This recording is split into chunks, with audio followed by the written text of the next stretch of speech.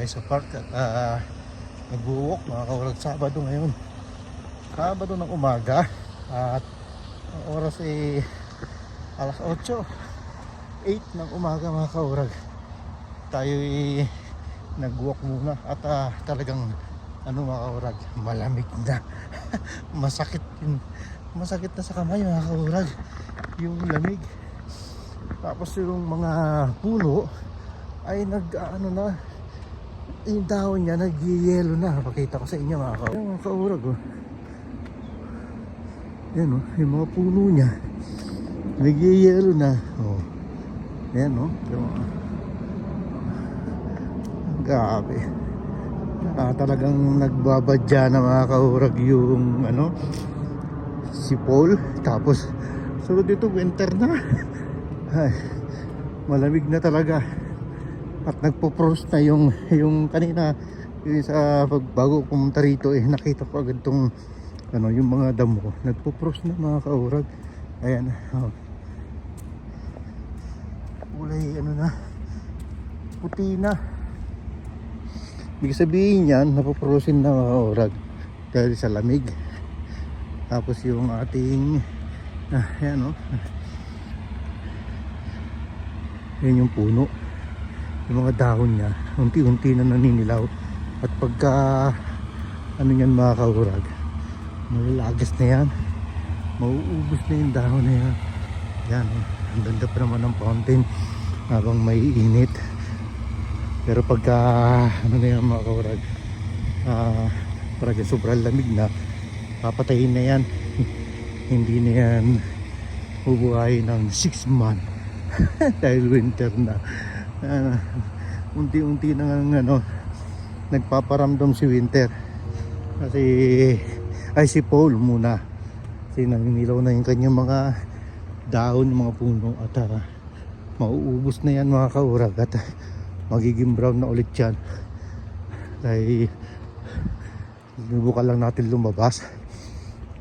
Mamaya tayo magpapapawis at magbabasketball dun sa Golden. Ngayon walk muna tayo na umaga kasi may ginawa tayo kanina. Tapos ipapawis tayo ng paglalakad. Ayun ganda ng paligid mga kawar. Hindi tayo takot mangitim kahit kasi yung talagang kulay natin. Mainit siya, yung panahon mainit, pero yung hangin at malamig. Kung nakikita niyo yung bibig ko pag nagsalita ako, umuusok-usok na mga kaurag. Para na tayo niligarilyo. Ganda talaga dito, kaya lagi akong bumabalik-balik dito sa area na to. Malapit lang to sa amin. Ang ganda dito mag-walk. Yan. Ang ganda na panahon. Mamaya pwede tayo mag-ride papunta ng basketball. Mag-basketball tayo. Malapit lang naman ang Calgary. Pwede tayo mag-ride.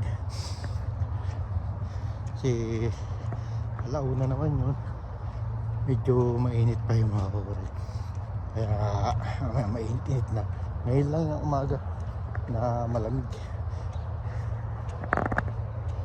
Babain natin ito mga kaurag. Babain natin itong malapit sa amin. Tingnan nyo mga kaurag yung mga hindi kita. Ito, tingnan nyo yung mga yan. Muti na. Sa lamig. Ayan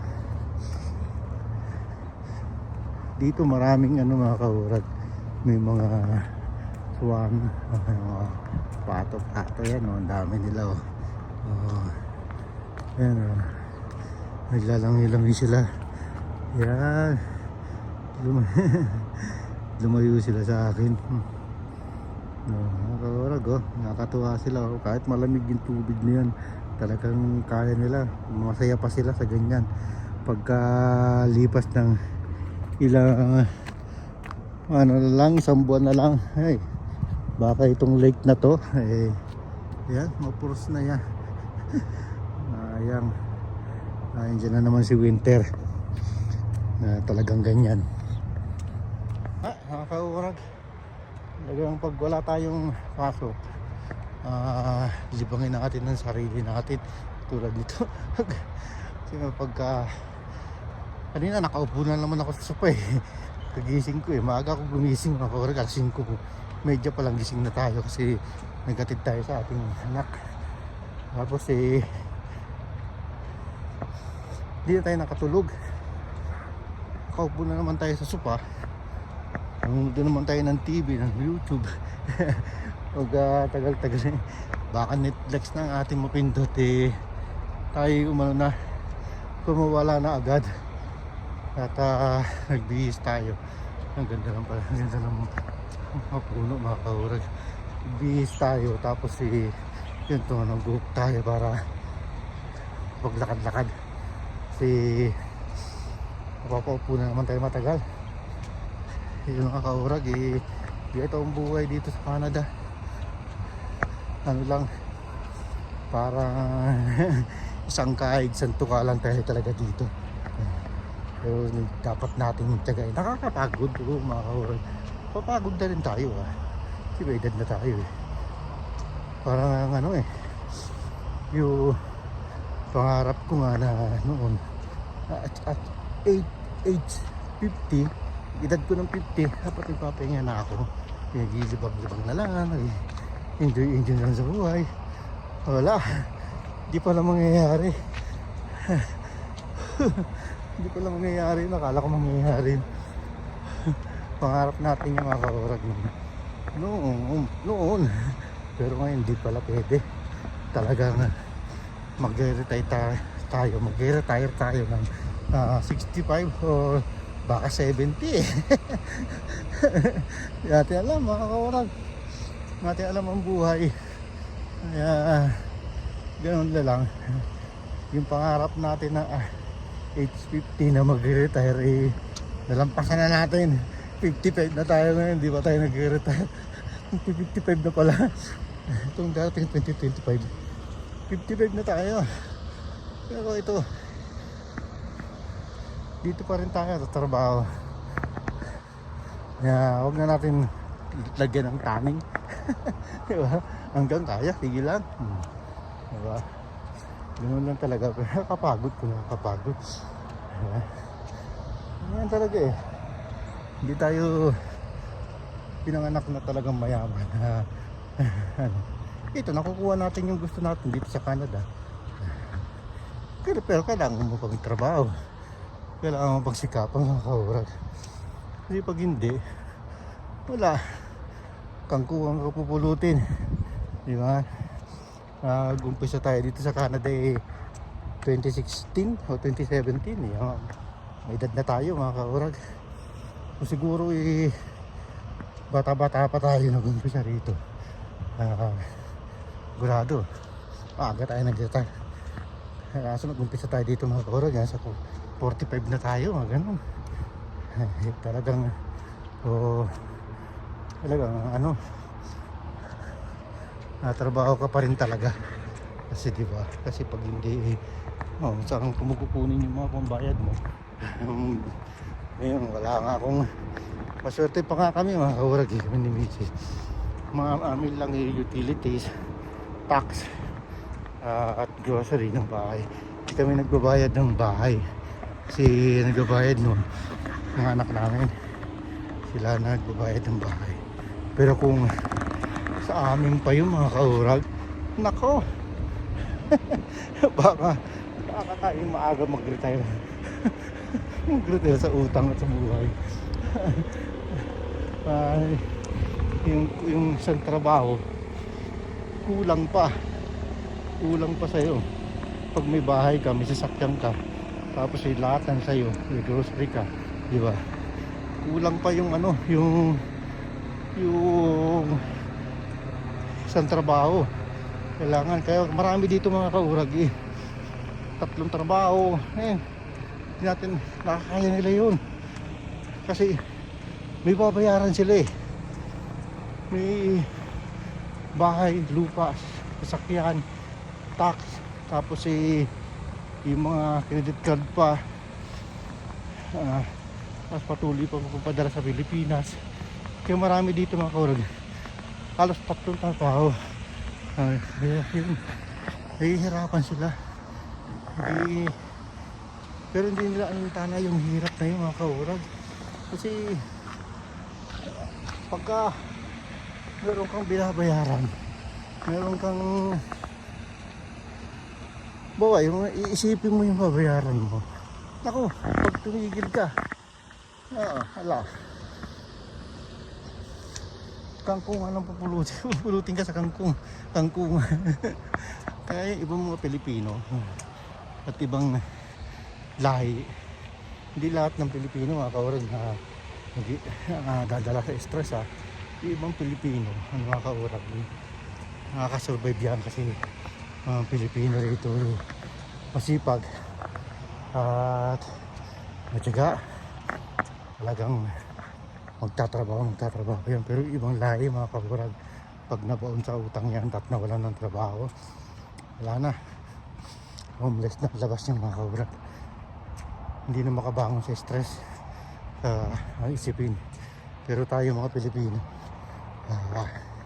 laban yan, di ba? Yun, dito tayo sa kabilang area mga kaurag. Kaya nakakatuwa naman tayo, di ba? Tulad natin, may edad na, tuloy pa rin ang magtatrabaho. Pero salamat pa rin sa mga anak natin mga kaurag. Hanggang ngayon nandiyan pa rin sa atin, hindi sila umiiwalay sa atin at katulong natin sa paghahanap buhay dito sa Canada.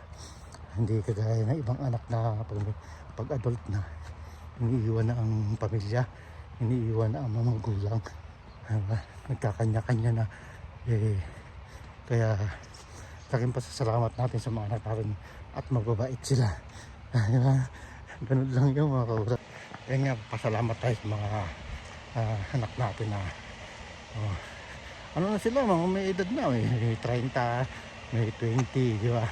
Yung karamihan, iba dito kahit Pilipino, pag nag-edad yung magulang, edad yung kanilang mga anak, ganun edad, nagkakanya-kanya na mga kaurag. Ano na, yung bang wala na, bubukod na yan. Ang iba wala nang pakialam sa magulang, diba? Kaya maswerte tayo, no? Nagkaroon tayo ng mga anak na mababait at ganun sila. Hindi tayo pinababayaan, diba? Pero wala pa mga asawa, mga anak ko dito mga kaurag. Yung mga anak ko sa Pilipinas yung mga asawa na, pero yung mga anak ko dito sa wala pa mga asawa. Pangarap din nga mag-asawa na sila para magkaapo naman dito, diba? Yun. Yun lang naman ang kwento ng buhay ni Uragon. Hindi man tayo mayaman, pero mayaman tayo sa pagmamahal ng mga anak at asawa, diba? Hindi, ako hindi nga tatanong mga kaurag, laki rin tayo sa may sapak din ang ulo natin ng araw marami rin tayong katarungang ginawa sa buhay, pero hindi tayo iniwan ng pamilya natin. Nandiyan sila nakasuporta sa atin. Nakakatuwa, diba? Hindi nila tayo iniwan. Kung sa iba, wala na. Talagang wala na yun. Pero yung ating pamilya, hindi tayo iniwan. Nandiyan sila, nakasuporta sa akin. At nang bumalik tayo at nang uulit ng pamilya, diba? Tinanggap na tayo. Nagdadrama na naman si Kaurag. Pero ito mga kaurag, ang ganda ng puno na to. Siguro, ayan o. Ganda ng puno o. Yung mga bunga pa. Hindi naman siguro siya nakakain. Yan yung sinasabi ni Inag na pag na spring, nag fall, maganda ang ano ito. Itsura nito. Hindi naman nakakain siguro yan. Para maliliit lang na ano. Yan mga kaurag, salamat at lumalawig na naman ang ating kwentuhan. Yan, nag-walk lang tayo. At salamat sa mga sa mga subscriber natin na nandiyan pa rin. Yung mga may umaalis na, hindi natin alam kung sino yung mga kaurag. Nag-aalang natin sila. decision nila yun. Basta yung yoyak, dyan lang. Salamat po at mag-Diyos mabalusento ka boss.